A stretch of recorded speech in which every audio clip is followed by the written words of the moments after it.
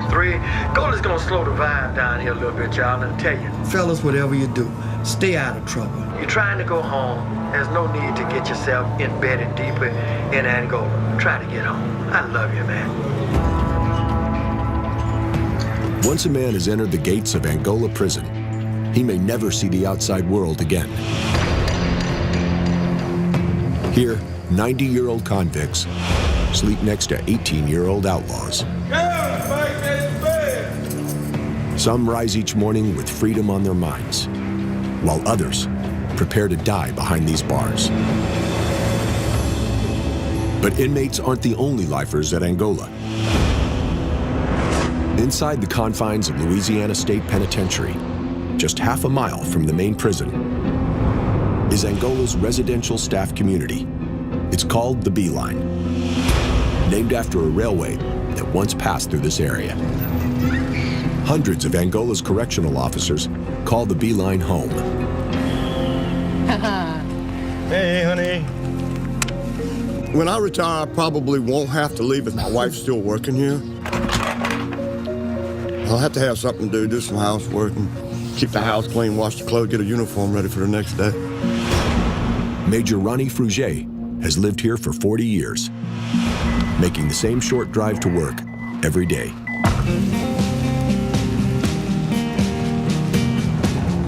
You feel safer here than you do out in the free world. Even though this is a prison with a lot of dangerous individuals, there's not very much crime here on the residential area. You don't have to worry about your kids' toys come up missing. Leave your house unlocked if you want to. You couldn't do that out there in the free world. Eventually, you become a victim out there. As a security officer at Angola, Fruget sees each inmate's life evolve, from the day he arrives to his burial in the prison cemetery. It's really exciting. I mean, you know, like my job, I read about this one guy, the police are searching for him, and the next day you look on TV, he's been arrested, and then you read the newspaper in a few weeks and he's been convicted, and then all of a sudden, I'll see on the newspaper where he's being sent, you know, to Angola for the rest of his life. I see him from then on, and he's part of my life. And some of them, you know, I've been watching them for 30, 40 years, and they're probably going to die here. Some of them that were here when I got here are getting old, and they're passing away on a weekly basis. You know, it's just a whole circle of life.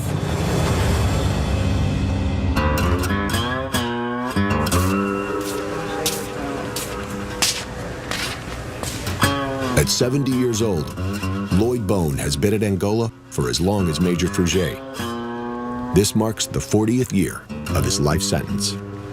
I'm here for murder.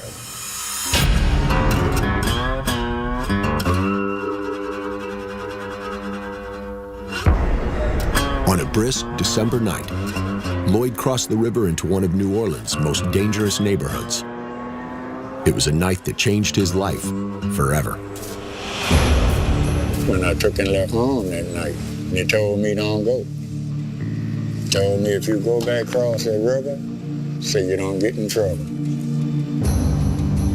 I told her, give me my car keys, I'm gone. I went across that river, I ain't made it back yet. Lloyd left behind a wife and 3 daughters. But over time, he made a new life for himself, far from his family. I call it home. It's just a place right here where I made home. Every morning I wake up feeling good. For Lloyd, every morning for the last 4 decades has been an exact repeat of the one before. But today has something new in store. Lloyd's grandson, Eric Bone, is on a bus of new inmates heading down the winding Angola Road.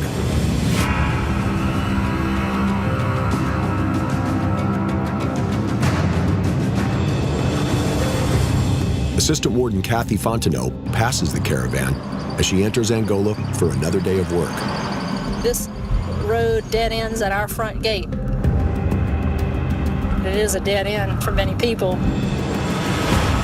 Kathy has watched generations of men journey down this path.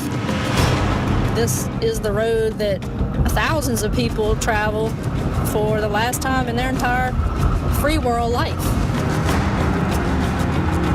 And so this is the last image of freedom that they'll see. This is it.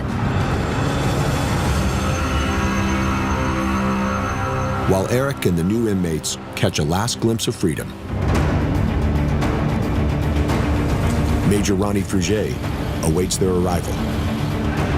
You know, this is a big group of inmates. Normal board is from 5 to 8.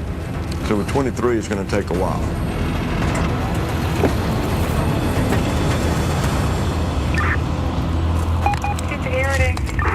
I got the inmates unloading out here. Can you come give me a hand with them?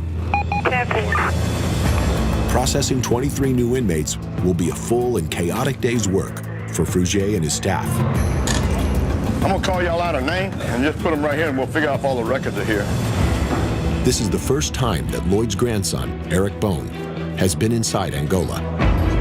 But he's heard about it all his life. I've been hearing stories about Angola and my grandfather since the cradle. I never met my grandfather ever. We've been in Angola my whole life.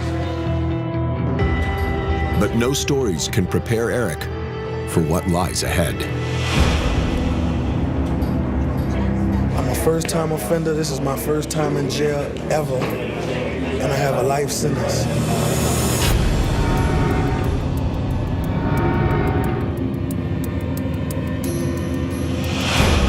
Though he claims he didn't fire the gun, as the driver in a drive-by shooting, Eric earned a life sentence without the possibility of parole. But how many of y'all has done time here at Angola before? You? And what unit? Death row. Death row? Yes, sir. And what's your sentence now? Life? Okay. Frugier has the weighty job of determining which housing unit each inmate will call home. I check different things, his age, his demeanor, his previous disciplinary history, and then combine them all together, and then we come up with the results of where we're going to place him. Oh, Bone? Yes, sir. Frugier discovers that Eric got into some trouble while awaiting trial at the parish jail. Yeah, I found 3 fights in there. Yes, sir. It was just fights that erupted on a tear, and they just picked random people. Got your blood, huh? Drug Yeah, you they got a few people, sir. Yeah. Yes, sir. All right, do you belong to any gangs? No, sir. Never have? No, sir. Do you have any gang tattoos No on? tattoos at all, sir. None? None.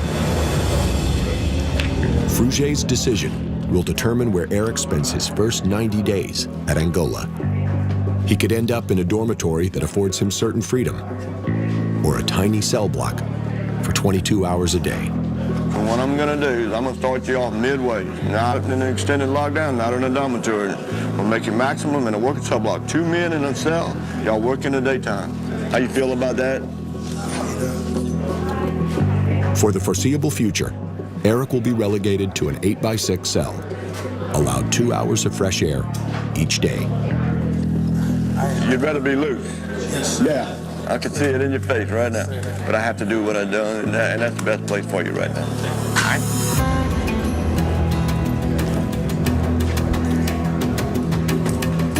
I ain't want to go to max. I ain't tripping. 90 days wouldn't be nothing. I can handle it. I go with what's on the reports.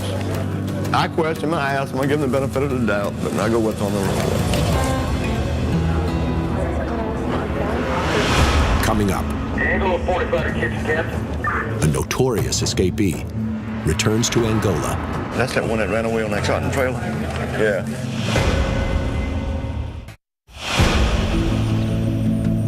Angola 45 kitchen captain. You gonna get visits? Yes. Walnut 2, line 6. Major Ronnie Frugier is hard at work assigning housing for Angola's newest inmates.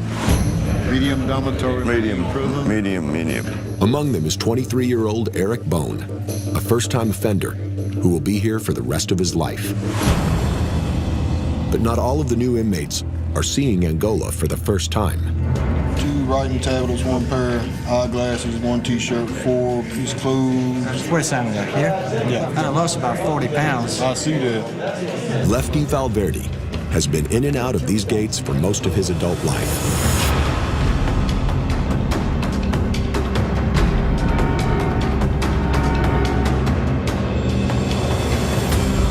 3 escape attempts, Lefty lost any chance of getting out of prison. He was moved through several institutions, and now he's finally returning to Angola. But this time, he's not going anywhere. Radiation and plus the chemotherapy. And I can't walk. I'm doing the activity by myself without just about passing out. He is terminally ill with cancer and has come straight from the hospital ward at another prison. What I'm gonna do is a hospital program. I'm gonna put you on TC Ward 2, geriatric. You might be living on Ward 1, but that's what I'm gonna assign you to. While Lefty prepares for his final days at Angola, Eric Bone faces the reality that his life here has just begun. It's a standard policy when you come through at first. You gotta get it all cut off. I used to get this a lot when I was a child. I was so mad that mom used to make me get it all cut off.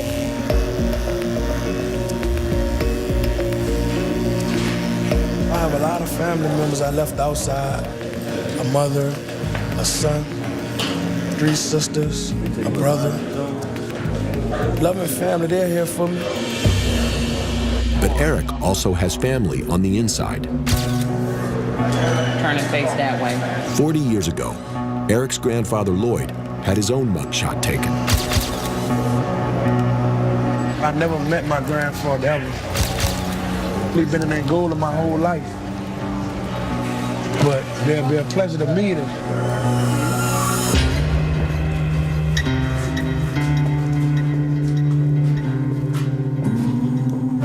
Come on.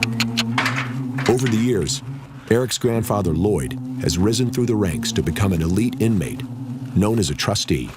What's happening? Huh? He spends his days caring for the prison's prized Percheron horses. You got to eat, man. Come on. Though Lloyd has made a decent life for himself in prison, he wishes his grandson hadn't followed in his footsteps.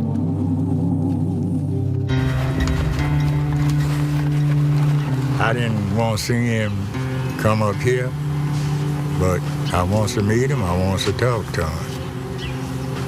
I'm just sorry to see him up here. Y'all got it, big man. Eric's journey reminds Lloyd of his own first days at Angola. When I took him come to prison, my daughter, Sandra Bone, she would eat. I used to get up in the morning, go to work, come back home, play with the kids. The jobs I had, I took care of my family. And because I come up here, the thing I wanted to give them, I couldn't give it to them. Lloyd can only hope that Eric will also make the best of his life here. You'll be all right. We got good love.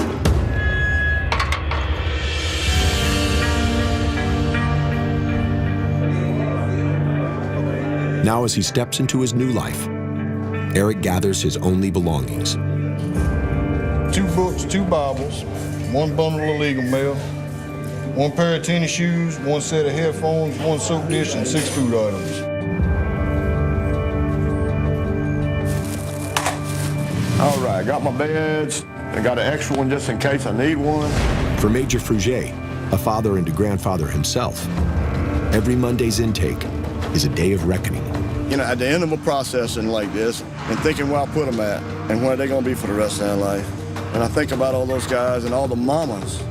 Eric Bone, come on. You know, I'm a dad, and I'd hate to see my son being in penitentiary and never coming home and never enjoying life anymore.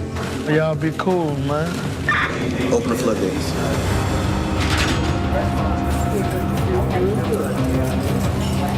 The time has come for Eric to enter his tiny 2-man maximum security cell.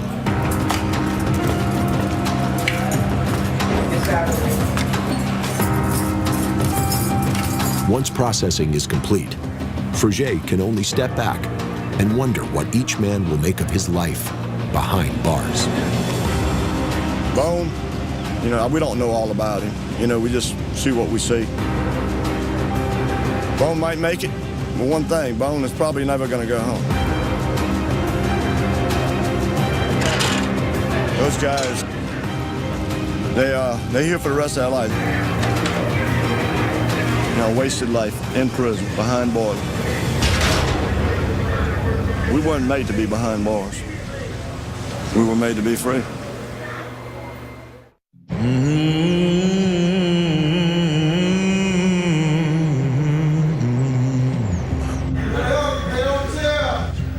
Three days after beginning his life sentence for second-degree murder, 23-year-old Eric Bone can already feel his 8x6 cell closing in on him. Just running it with my celly. Get to know my celly, he getting to know me.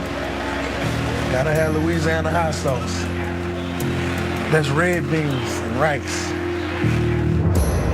Eric hasn't been assigned a job on the farm yet, so he spends 22 hours a day indoors with his own thoughts. You know, you get down, you gonna do that. When you first come to jail, that's gonna be the first thing. Why me?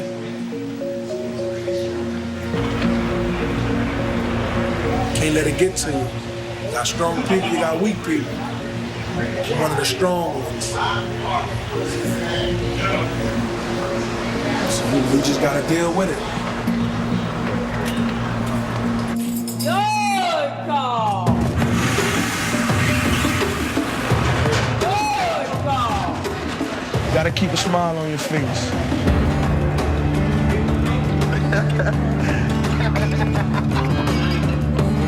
Once a day, Eric is allowed out on the yard to soak up the sunshine and breathe in some fresh air. Today, he sees some familiar faces. Yeah, I got a lot of people from New Orleans in here that I know. Oh, that's Uptown right there. Uptown right there, VL 13. At the Sunwall right there, that's LaKenna City right there, you hear me? For a shocking number of men in Louisiana, Angola is an inevitable rite of passage. What's up, I'm on? Pick me, tell a nigga pick me. You know how I get down. You know, in New Orleans, it's rough.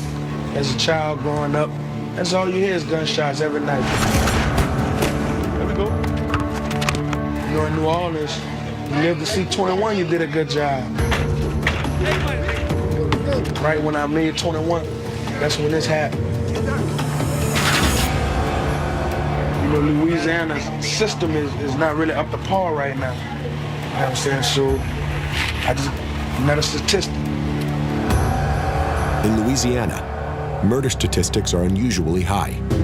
And the more convicts who serve life at Angola, the more officers they need. Get him out, put him on a halter, and let me see him walk around. Lieutenant Colonel Harvey Slater has served his life within Angola's gates for the last 30 years. Every day, he oversees inmates on the horse lot. Basically, the inmates do the job. I just make sure it's done right. Get him between that there and pull it that way. I'm really the supervisor, I guess. But over the years, there's one inmate Slater's developed a soft spot for. I want to see old prisoner I've been knowing a long time. He and his colleague, Lieutenant Lee Honeycutt, head to the hospital to visit Lefty Valverde, the dying escapee who's just returned to Angola. Lefty worked for me probably about 6 years. Lefty, anything he set his mind to do, he could do. The last time that he escaped, and I had just talked to him about a week before that and asked him if he wanted a job back at the horse lot. He said, "Not right now, Miss Honeycutt. I'm working on something else." After 2 prior escape attempts, Lefty finally succeeded in 2003. He hid in the back of a cotton truck as it exited the prison, prompting a frantic chase across state lines. He was found within a day. When you escape, that's a black eye on everyone here. From me to Lee to the top to the very bottom. You escape from this place, you just punched everyone at Angola in the face. He's rotten, I know he's rotten. But he was truthful with me. And in prison, that goes a long way. What's going on? Slater's known Lefty for as long as he can remember. When he was growing up on the B line, Lefty was in his prime. I've been knowing him since he was a little kid. We used to take him up to the gym. We used to train him, teach him how to box. A little bitty fat thing. He was about this big. Well, what's up with you? Man, I look like I was in one of them prison camps. You still got it? See my legs? You can put I can put almost one hand around my leg. I weigh 115 pounds. Wow. Well, let me ask you something. Just a question. If you're discharging tomorrow, and you had a chance to escape today, would you escape? I want to go home, yeah. I don't know, I'm sort of like an animal, I guess. I don't want to be caged up. But he didn't run on me. He said as long as he was with me at the horse lot, and gave me his word that he wouldn't run. But when he got away from me, I knew he was going. For years, Slater and Lefty's lives intertwined, building a rare trust between inmate and free man. I've been knowing Harvey since he was a little kid, and I promised him I wouldn't run off. I knew his mom and daddy real good. And we all told his mom that we'd make sure he didn't get in no trouble. Oh, my God, was that a lie?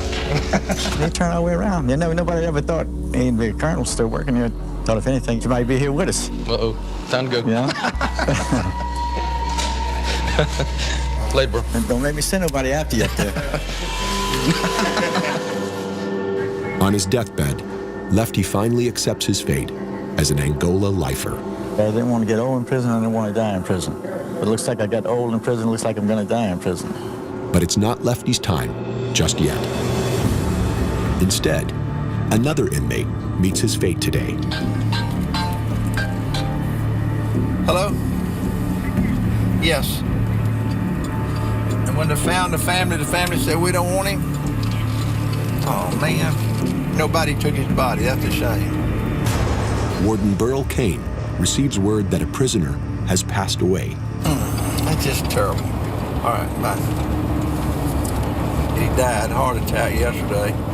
And they finally found his family, but the family don't want him. And so we bury him here. Bodies that are not claimed by family members are laid to rest in Angola's cemetery. Everybody don't want to die in Angola. Well, you're going to die here. You know, once they pass away. They serve their sentence. The sentence is served. Coming up. I believe we're going to go talk to my grandson. You got a grandson here? A family reunion, Angola style. China, man. What's up?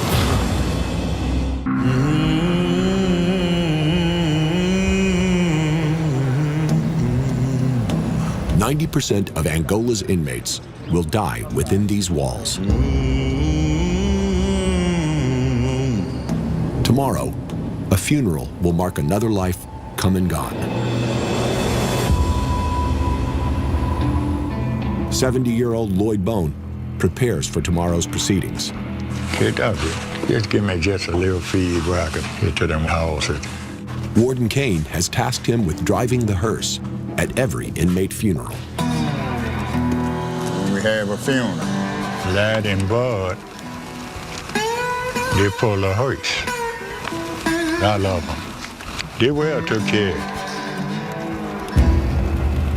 Warden Kane gave me the opportunity for to drive the hearse. And I take my job serious. You got it, man.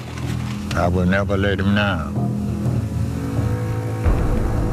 As Lloyd prepares to honor a life past, his grandson Eric struggles to perceive his life ahead. Look, the situation I'm in right now, it's easy to get in it. It's hard to get out of it. But it's not for long. Like many new inmates, Eric's not ready to accept that he'll live out the rest of his life here at Angola. I'm ready to get somewhere to where I can just get on my case and just learn the law. I'm not gonna get up here and get comfortable. So I got a lot of people that have been up here so long, they're comfortable with this. I'm not comfortable with this. I'm not used to living like this. I'm ready to get back out to my family. I have a 6-year-old I have to raise. Today, Eric is permitted to make his first phone call home.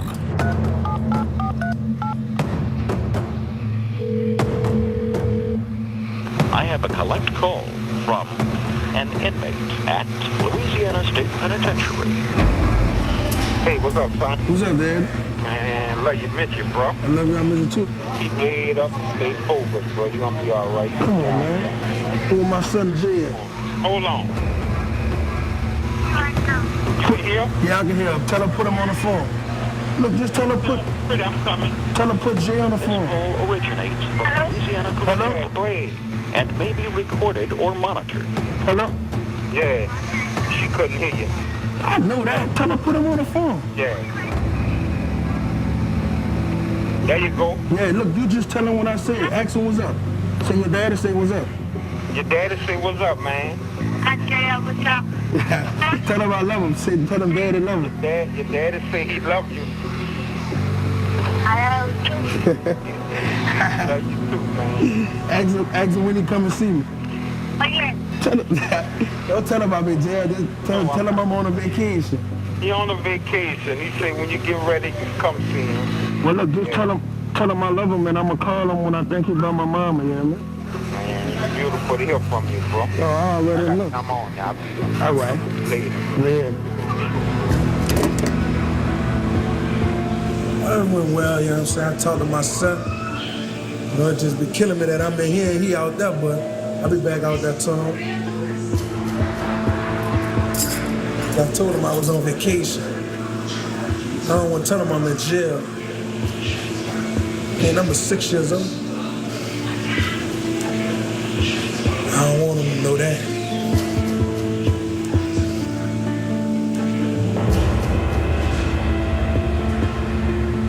Eric clings to the hope that he may one day go free. But most inmates know there's only one way out of Angola. All we got left is put the cross on it, the hardware. That'll work. What they used to get buried in was basically a crate. Ward Kane said, doesn't matter what a man's done, he doesn't deserve to be buried in such an undignified manner. Lifers Gerald Grabert and David Bacon handcraft wooden coffins for every burial, which adds up to dozens each year. More people die here than make parole or released. Yeah, we'll put the hardware on there. The only way they're going out is in boxes. Yeah, you get kind of used to it. You know one day your number's coming too. Hours from now, inmates will place this coffin in the ground. Before driving the hearse at tomorrow's funeral, Lloyd Bone has important business to tend to.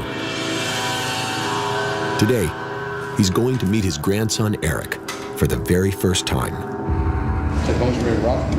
Lieutenant Colonel Harvey Slater drives Lloyd to the main prison visiting shed. What we gonna do, Bones? I believe we're gonna go talk to my grandson. Hey, you got a grandson here? Oh, yeah. How much time he's doing? Life. Got the whole monkey, man. What he did? Just got life, huh? Just got life.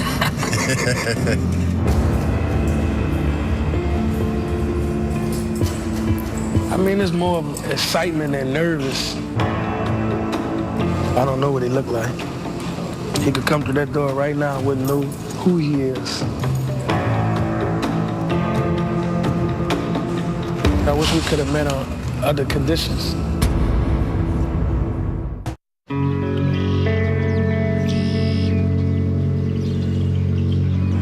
New inmate Eric Bone has never met his grandfather Lloyd, who's been in Angola on a second-degree murder charge since long before Eric was born. Now, as lifers living under the same roof, they finally have the chance to meet.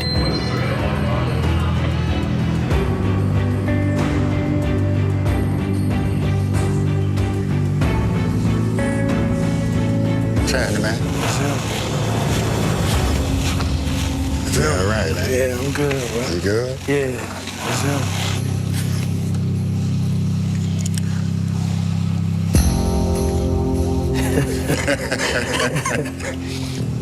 How old you is now? 23. 23?